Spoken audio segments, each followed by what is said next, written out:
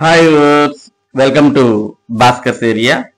ఈరోజు ఉన్నటువంటి ఉద్యోగ మరియు విద్యా సంబంధిత సమాచారంలోకి వెళ్తే, ఆంధ్రప్రదేశ్ రాష్ట్రంలో ఉద్యోగాల కల్పనకు నైపుణ్యం అనే పోర్టల్ను ప్రభుత్వం రూపొందించబోతోంది. దానికి సంబంధించినటువంటి సమాచారాన్ని మనం ఇక్కడ చూస్తూ ఉన్నాం. ఉద్యోగాల గేట్వేగా నైపుణ్యం పోర్టల్. నైపుణ్యాభివృద్ధి శిక్షణపై సమీక్షిస్తున్న సీఎం చంద్రబాబు, చిత్రంలో మంత్రి లోకేష్ తదితరులు ఉన్న విషయాన్ని మనం చూడవచ్చు. నైపుణ్యాభివృద్ధి శిక్షణ శాఖ సమీక్షలో సీఎం చంద్రబాబు రాష్ట్రంలో ఉద్యోగ ఉపాధి అవకాశాల కోసం ఎదురు చూసే వారి కోసం రూపొందించిన నైపుణ్యం పోర్టల్ ఉద్యోగాల గేట్వేగా ఉండాలని ముఖ్యమంత్రి చంద్రబాబు సూచించారు. యువతకు నైపుణ్య శిక్షణ ఇస్తూనే వారి ఉన్నత విద్యకు సహకరించేలా ప్రభుత్వం అండగా నిలుస్తుందని వెల్లడించారు. సచివాలయంలో గురువారం నైపుణ్యాభివృద్ధి శిక్షణ శాఖ సమీక్షలో ఆయన మాట్లాడారు. 2029 నాటికి 20 లక్షల ఉద్యోగాలు కల్పించాలన్న ప్రభుత్వ సంకల్పాన్ని సాకారం చేసేలా అధికారులు కృషి చేయాలి అని అన్నారు. ఇకపై ప్రతి నెల ప్రతి నియోజకవర్గంలో ఉద్యోగ మేళాలు నిర్వహించాలి. నవంబర్లో జరిగే భాగస్వామ్య సదస్సులోగా నైపుణ్యం పోర్టల్ ప్రారంభించి అందుబాటులోకి తీసుకురావాలి. నైపుణ్య శిక్షణ పొందిన వారికి ఇక నుంచి అధికారికంగా ధ్రువపత్రాలు జారీ చేయాలి. దేశ విదేశాల్లో ఉద్యోగాలు ఎక్కడ లభిస్తున్నాయో అందరికీ తెలిసేలా నైపుణ్యం పోర్టల్ ను అభివృద్ధి చేయాలి అని సీఎం ఆదేశించారు. విదేశాల్లో ఉద్యోగ అవకాశాలు సులభంగా పొందేందుకు వీలుగా ఆయా దేశాల భాషలు నేర్చుకునేలా శిక్షణ అందించాలి. ఏపీఎన్ఆర్టీ ద్వారా ఉద్యోగ సమాచారం అందేలా చూడాలి అని సీఎం సూచించారు. ఇక క్లస్టర్ ఆధారిత నైపుణ్యాలు అంటూ మంత్రి లోకేష్, రాష్ట్రంలో క్లస్టర్ ఆధారిత నైపుణ్యాలను పెంచేలా ప్రయత్నిస్తున్నామని మంత్రి నారా లోకేష్ సీఎం కు చెప్పారు. ఆక్వా, క్వాంటమ్, స్పేస్ వంటి రంగాల్లో సంస్థలు, పరిశ్రమలకు అవసరమైన నైపుణ్య శిక్షణ అందించేందుకు కార్యాచరణ చేపట్టాం. మొత్తం 15 క్లస్టర్ల ద్వారా పరిశ్రమలకు మానవ వనరులని అందించాలన్న లక్ష్యంతో పనిచేస్తున్నాం. ఈ విధానంపై ఆస్ట్రేలియాలో అధ్యయనం చేసి అమలు చేస్తున్నాం అని వివరించారు. ఇక ఏఐతో రెజ్యూమ్. నైపుణ్యం పోర్టల్ నుంచి ఏఐ ద్వారా అభ్యర్థులు తమ రెజ్యూమ్ ను రూపొందించుకునే వెసులుబాటు కల్పించినట్టు సీఎం కు అధికారులు తెలిపారు. ఉద్యోగార్థులు ఇంటర్వ్యూలకు సిద్ధమయ్యేలా ఏఐ సిమ్యులేటర్ ను కూడా పోర్టల్లో అందుబాటులోకి తీసుకొస్తున్నామని అన్నారు.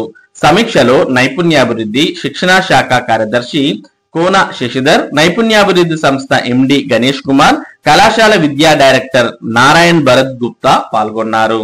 మొత్తానికి నిరుద్యోగులకు చేయూతగా నైపుణ్యం అనే పోర్టల్ ను ఆంధ్రప్రదేశ్ ప్రభుత్వం తీసుకురాబోతోంది. దీని ద్వారా నిరుద్యోగులకు ఎంతో ఉపయోగం ఉండే అవకాశాలు ఉన్నాయి.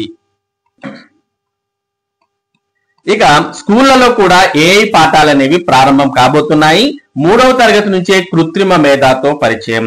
2026-27 విద్యా సంవత్సరం నుంచి అమలు. కేంద్ర విద్యాశాఖ నిర్ణయం. దేశ విద్యా వ్యవస్థలో మరో విప్లవాత్మక మార్పునకు కేంద్ర ప్రభుత్వం శ్రీకారం చుట్టింది. మారుతున్న సాంకేతిక పరిజ్ఞానానికి అనుగుణంగా విద్యార్థులను తీర్చిదిద్దేందుకు అన్ని పాఠశాలల్లోనూ 3వ తరగతి నుంచి artificial intelligence AI, computing thinking సిటీను పాఠ్యాంశంగా ప్రవేశపెట్టాలని కేంద్ర విద్యాశాఖ నిర్ణయించింది. జాతీయ విద్యా విధానం 2020, జాతీయ పాఠ్య ప్రణాళిక చట్టం 2023 సిఫారసుల మేరకు పాఠశాల విద్య అక్షరాస్యత విభాగం ఆధ్వర్యంలో ఈ కార్యక్రమాన్ని అమలు చేయనున్నారు. ఈ నెల 29వ తేదీన సిబిఎస్ఈ, ఎన్సిఆర్టీ, కేంద్రీయ విద్యాలయ సంఘటన, నవోదయ విద్యాలయ సమితి ప్రతినిధులు, ఇతర విద్యారంగ నిపుణులతో జరిగిన ఉన్నత స్థాయి సమావేశంలో పాఠశాల విద్యాశాఖ కార్యదర్శి సంజయ్ కుమార్ ఈ విషయం తెలిపారు. ఏఐ విద్యను మన చుట్టూ ఉన్న ప్రపంచంతో ముడిపడి ఉన్న ఒక ప్రాథమిక సార్వత్రిక నైపుణ్యంగా పరిగణించాలని అన్నారు. ప్రజా ప్రయోజనం కోసం ఏఐ అనే భావనను బలోపేతం చేయడం, సంక్లిష్ట సవాళ్లను పరిష్కరించడానికి ఏఐను నైతికంగా ఉపయోగించడంపై పునాది స్థాయి నుంచే విద్యార్థులకు అవగాహన కల్పించడం ఈ కార్యక్రమం యొక్క ఉద్దేశమని అన్నారు. ఏఐ సిటీ పాఠ్యాంశాల రూపకల్పన కోసం ఐఐటి మద్రాస్ కు చెందిన ప్రొఫెసర్ కార్తిక్ రామన్ అధ్యక్షతన ఒక నిపుణుల కమిటీని ఏర్పాటు చేశామని అన్నారు. నూతన పాఠ్యాంశాల అమలులో ఉపాధ్యాయ శిక్షణ అత్యంత కీలకమని కార్యదర్శి సంజయ్ కుమార్ తెలిపారు. ఇందుకోసం నిష్ఠా శిక్షణ మాడ్యూల్స్, వీడియో ఆధారిత వనరులను విస్తృతంగా ఉపయోగించుకోనున్నారు. గ్రేడ్ల వారీగా ఉపాధ్యాయులకు ప్రత్యేక శిక్షణ ఇస్తారు. అంతర్జాతీయ ప్రమాణాలను పరిశీలిస్తూనే దేశ అవసరాలకు తగినట్లుగా పాఠ్యాంశాలను రూపొందించాలని సంజయ్ కుమార్ సూచించారు. డిసెంబర్ కల్లా పాఠ్యాంశాల అభివృద్ధి పూర్తి చేయాలని అన్నారు. కాబట్టి రాబోయే విద్యా సంవత్సరం నుంచి మరి ప్రతి పాఠశాలలో కూడా ఏఐ పాఠాలు అనేవి ఉండబోతున్నట్టు కేంద్ర విద్యాశాఖ మరి ఇక్కడ ప్రకటించడాన్ని మనం చూడవచ్చు. ఇక సిబిఎస్ఈ 10-12 తరగతుల పరీక్షల షెడ్యూల్ వెల్లడి. వచ్చే ఏడాది జరగనున్న central board of secondary education CBSE 10-12వ తరగతి బోర్డు పరీక్షలకు ఫైనల్ డేట్ షీట్లు గురువారం విడుదలయ్యాయి. ఈ పరీక్షలు 2026 ఫిబ్రవరి 15 నుంచి ప్రారంభమవుతాయని సిబిఎస్ఈ స్పష్టం చేసింది. 10వ తరగతి విద్యార్థులకు మార్చి 10 వరకు, 12వ తరగతి వారికి ఏప్రిల్ 9 వరకు ఈ పరీక్షలు నిర్వహించనున్నట్టు సిబిఎస్ఈ పరీక్షల కంట్రోలర్ భరద్వాజ్ ప్రకటించారు. ఈ పరీక్షలు ఉదయం 10:30 గంటలకు ప్రారంభమవుతాయని తెలిపారు. పాఠశాలలన్నీ తమ విద్యార్థుల జాబితా LOCలను సకాలంలో సమర్పించడంతోనే తొలిసారి ఈ పరీక్షలకు 110 రోజుల ముందే తుది డేటా షీట్లను విడుదల చేసినట్లు పేర్కొంది. 2 సబ్జెక్టుల మధ్య విద్యార్థులకు తగినంత సమయం ఉండేలా చూడటంతో పాటు 12వ తరగతి విద్యార్థులకు ప్రవేశ పరీక్షా తేదీల దృష్ట్యా ఈ డేట్ షీట్లను రూపొందించినట్లు బోర్డు వెల్లడించింది. దీంతో బోర్డు ప్రవేశ పరీక్షలకు విద్యార్థులు తమ సమయాన్ని మెరుగ్గా వినియోగించుకోగలుగుతారని, ఆందోళనను అధిగమించి మెరుగైన ప్రదర్శనను కనబర్చే అవకాశం ఉందన్న ఆశాభావం వ్యక్తం చేశారు.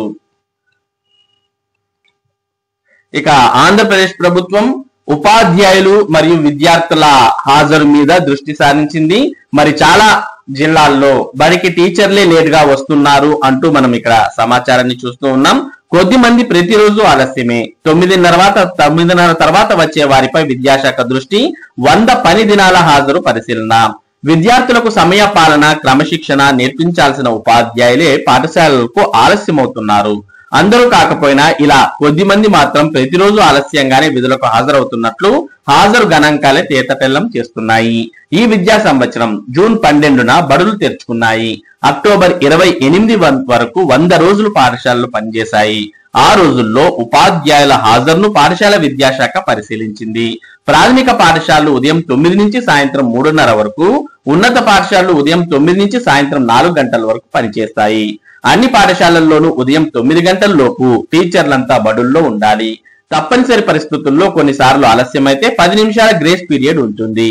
కాగా గ్రేస్ పీరియడ్ కూడా కాకుండా 9:30 గంటల తర్వాత ఎంతమంది టీచర్లు బడులకు వస్తున్నారనే దానిపై పాఠశాల విద్యాశాఖ ఆరా తీసింది.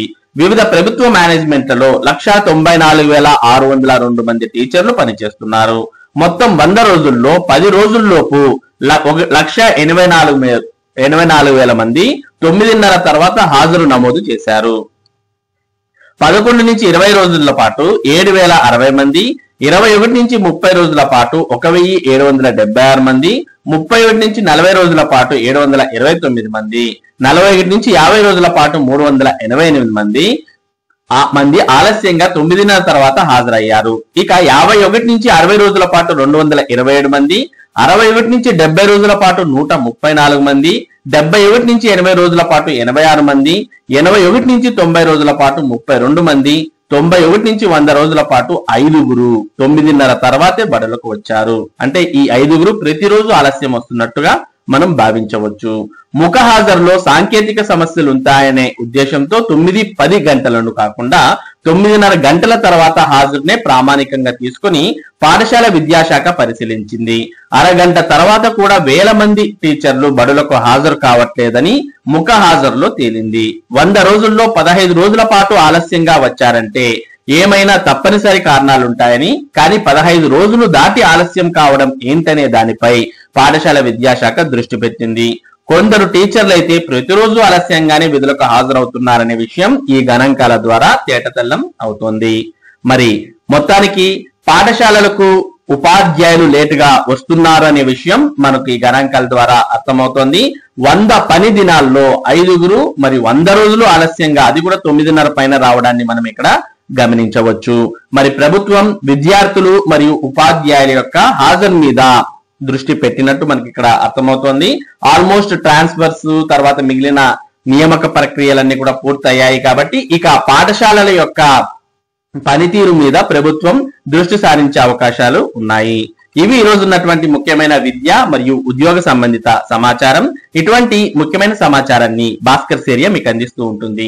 మరి ఈ సమాచారం మీరు మిస్ కాకుండా పొందడానికి మన భాస్కర్స్ ఏరియా యూట్యూబ్ ఛానల్ కు సబ్స్క్రైబ్ అవ్వండి. అలాగే ఈ వీడియోని లైక్ చేసి షేర్ చేయండి. Thank you for watching this video.